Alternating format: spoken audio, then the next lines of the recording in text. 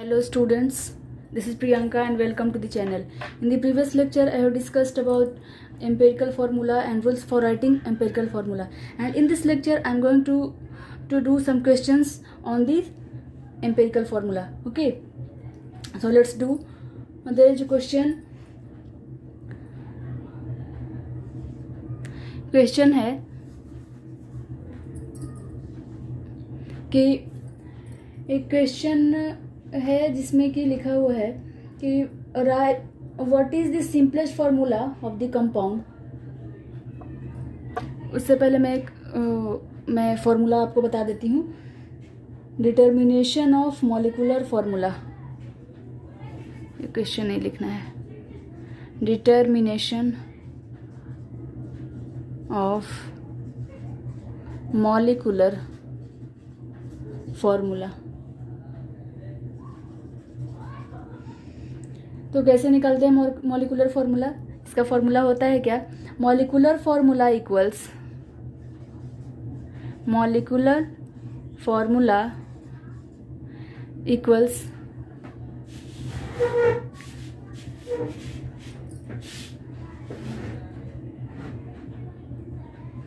Molecular formula equals क्या होता है? Empirical formula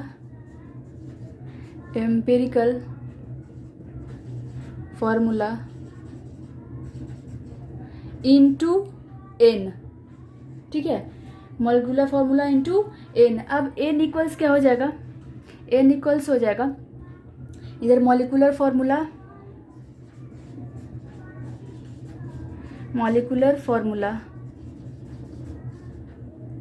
divided by empirical formula.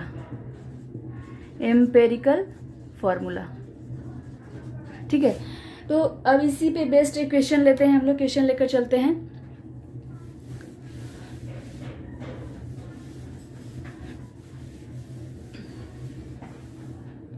Question है कि what is the simplest formula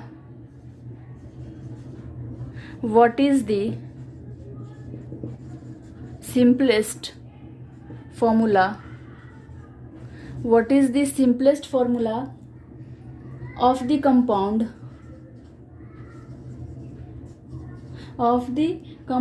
which has the following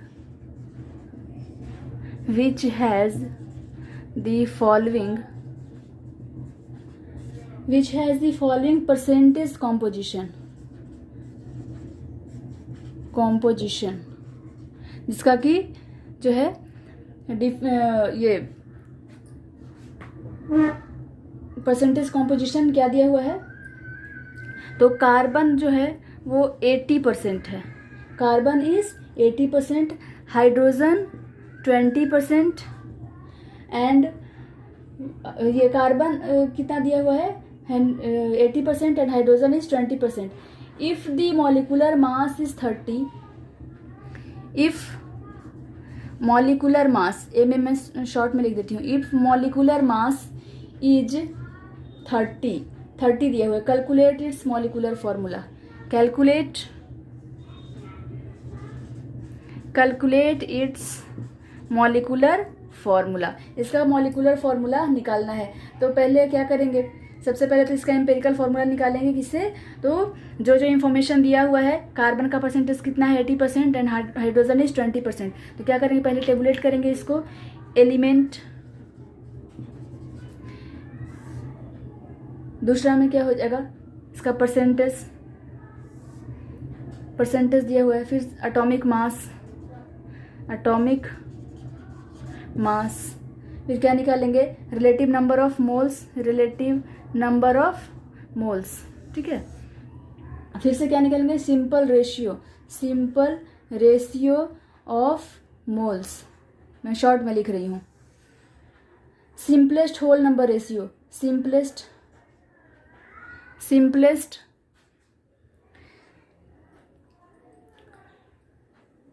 whole number ratio यहाँ पर लिखना है. सिंपलेस्ट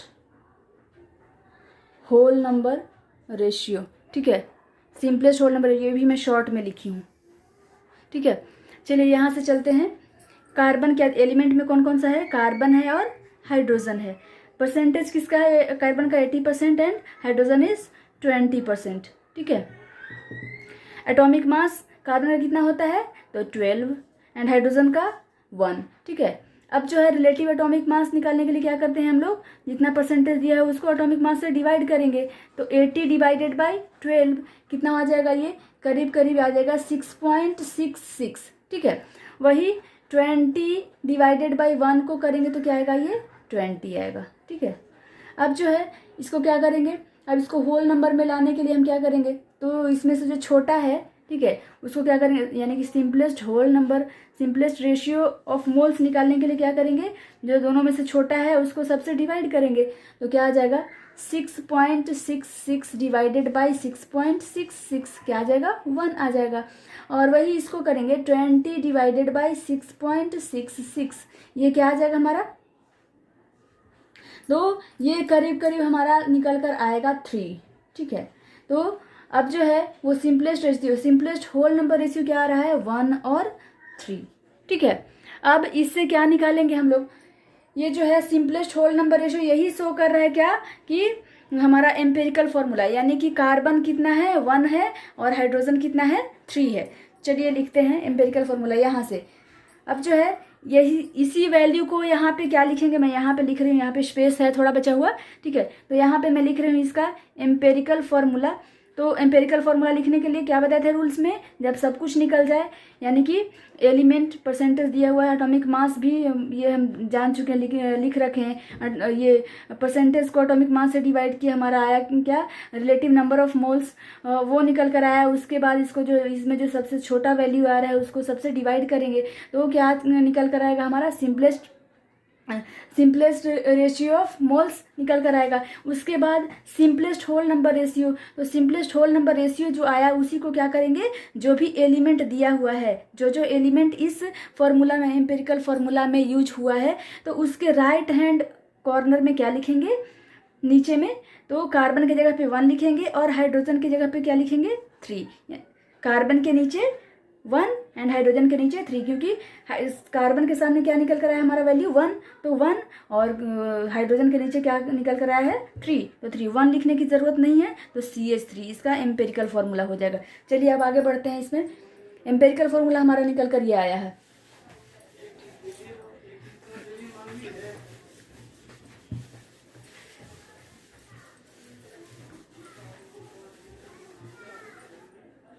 चलिए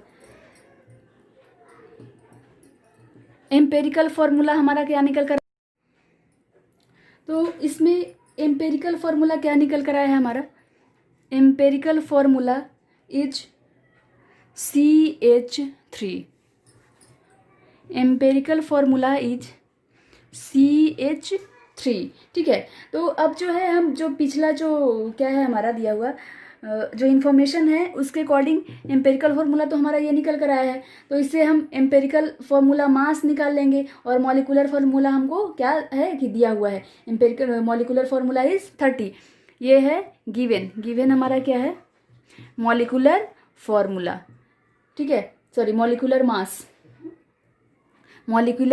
मास हमारा क्या है दिया हुआ है कितना 30। इससे एम्पेरिकल फार्मूला मास क्या निकल कर आएगा, तो देखिए एम्पेरिकल फार्मूला मास निकल कर क्या आएगा हमारा, तो 12 + 3 × 1 दैट इज 15। ओके, तो देखिए यहाँ से निकालेंगे फिर से n का value, calculation of molecular formula,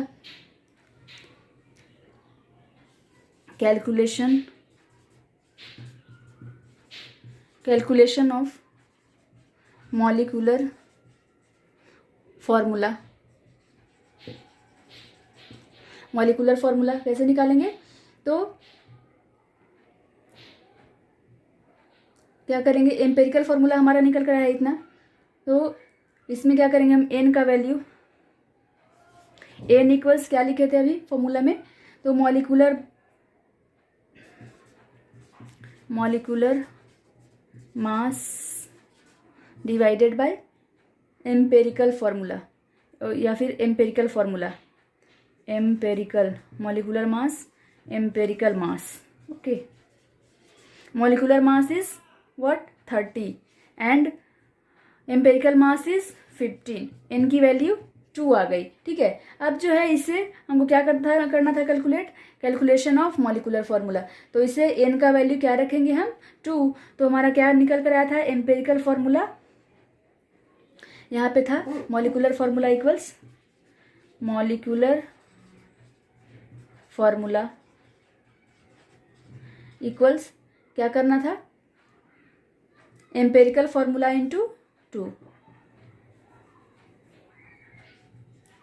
empirical formula into 2, ठीक है। एम्पेरिकल फार्मूला को 2 से मल्टीप्लाई करेंगे तो क्या निकल कर आएगा हमारा molecular formula.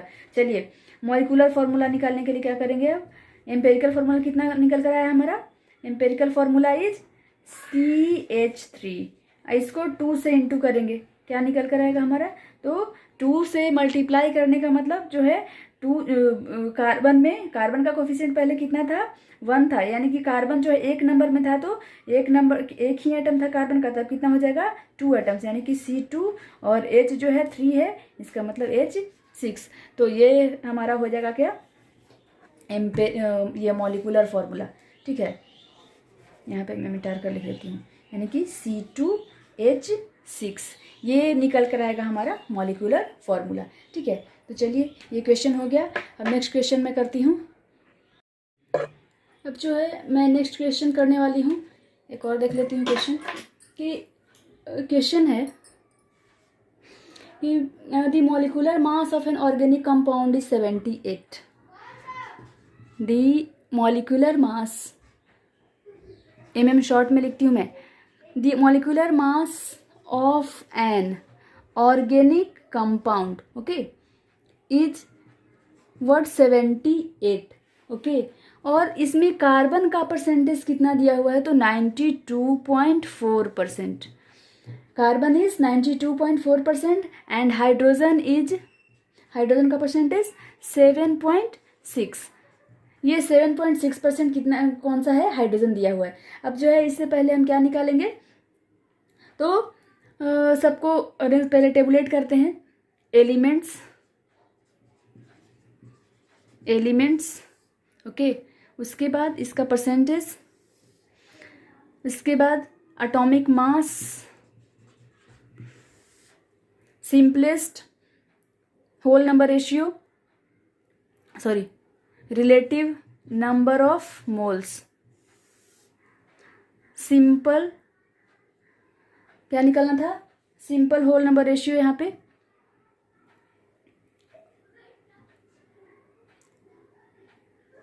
Sorry simple ratio of moles, और उसके बाद क्या निकलना, सिंपलेस्ट होल नंबर रेशियो, ठीक है। अब मैं करती हूँ यहाँ पे एलिमेंट लिख ले रही हूँ। एलिमेंट में क्या आ जाएगा, कौन कौन सा है, कार्बन, हाइड्रोजन ओके। परसेंटेज क्या है इसका, तो 92.4%, sorry 92.4% and hydrogen is 7.6%, 7.6%। Atomic mass 12 and 1। Relative number of moles कैसे निकालेंगे, तो 92.4 डिवाइडेड बाय 12, ये 7.6 डिवाइडेड बाय 1, ये निकल कर क्या आएगा हमारा, तो ये आकर निकल कर आएगा हमारा 7.7, और ये जो है वो सेम ही रह जाएगा 7.6। तो देख लीजिए इसमें करीब करीब दोनों जो है वैल्यू वो सेम आ रहे हैं, एक है 7.7 एक है 7.6, तो दोनों को मान करके चलेंगे कि एक ही है, ठीक है, एक है। ये भी सिंपलेस्ट क्या निकल, सिंपलेस्ट होल नंबर रेशियो भी 1 और 1 निकल कर आएगा। अब जो है नीचे क्या लिखेंगे हम, एम्पेरिकल फार्मूला क्या निकल कर आएगा, empirical formula will be,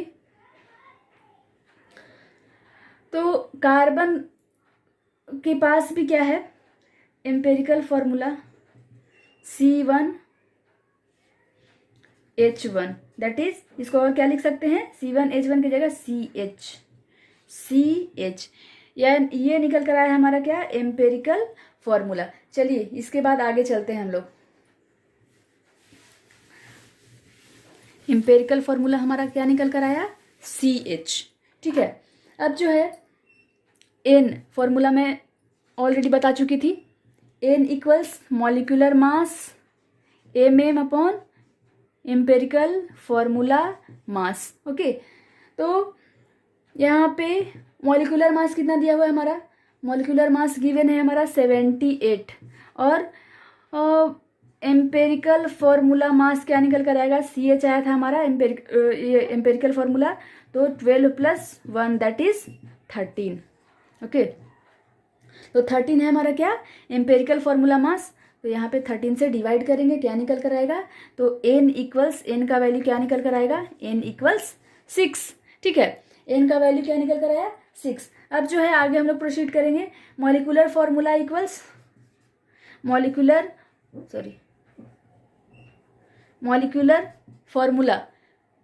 formula equals क्या हो जाएगा,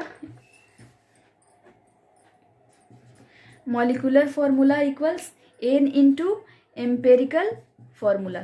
ओके, तो n का वैल्यू कितना निकल कर आया है हमारा, 6 इंटू एम्पेरिकल फॉर्मूला क्या है, CH। ठीक है, तो अब जो है मॉलिक्यूलर फॉर्मूला क्या हो जाएगा, तो C6H6 दैट इज बेंजीन। ठीक है, तो ये है हमारा क्या, मॉलिक्यूलर फॉर्मूला निकल कर आया। ठीक है, अब जो है एक और फॉर्मूला क्या होता है वो मैं बता देती हूँ आपको, और उसके बेसिस पे एक और क्वेश्चन मैं दे रही हूँ। ठीक है, जैसे देखिए एक और फॉर्मूला आप जान लीजिए कि molecular mass equals 2 into vapour density. ठीक है, इस पे बेस्ड क्वेश्चन मैं दे रही हूँ, ये जो है फॉर्मूला आपको याद रखना है, और इसी के बेसिस में एक और क्वेश्चन दे रही हूँ। ये जो क्वेश्चन है इसमें इंफॉर्मेशन जो दिया हुआ है वो है कि कार्बन का परसेंटेज कितना है, कार्बन इक्वल्स 57.8% एंड हाइड्रोजन कितना है, तो 3.6% हाइड्रोजन है। तो ऑक्सीजन का वैल्यू क्या आ जाएगा, ऑक्सीजन हमारा दिया हुआ नहीं है, तो ऑक्सीजन का वैल्यू निकल कर आएगा हमारा, निकालना है ऑक्सीजन कैसे निकालेंगे, तो 100 में से ये दोनों को प्लस कर देंगे, ये दोनों को प्लस करके माइनस कर देंगे, 100 माइनस 57.8 प्लस 3.6, तो क्या निकल कर आएगा हमारा, तो 38.6%। ये हमारा क्या है, तो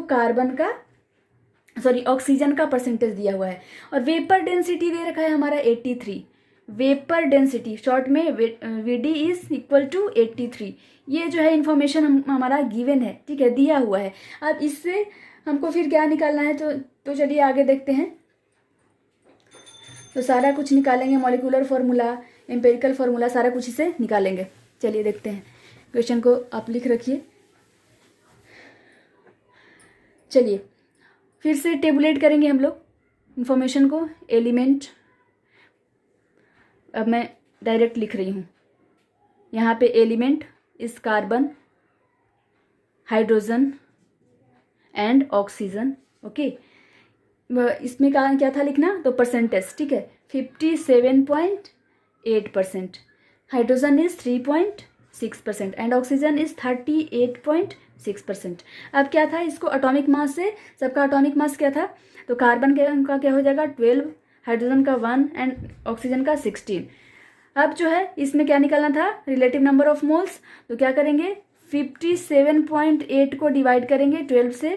ठीक है, तो और उसके बाद 3.6 को डिवाइड करेंगे कितना से, 1 से, एंड 38.6 को डिवाइड करेंगे 16 से। अब जो है ये वैल्यू क्या निकल कर आएगा, तो ये जो है हमारा वैल्यू निकल कर आएगा करीब 4.82।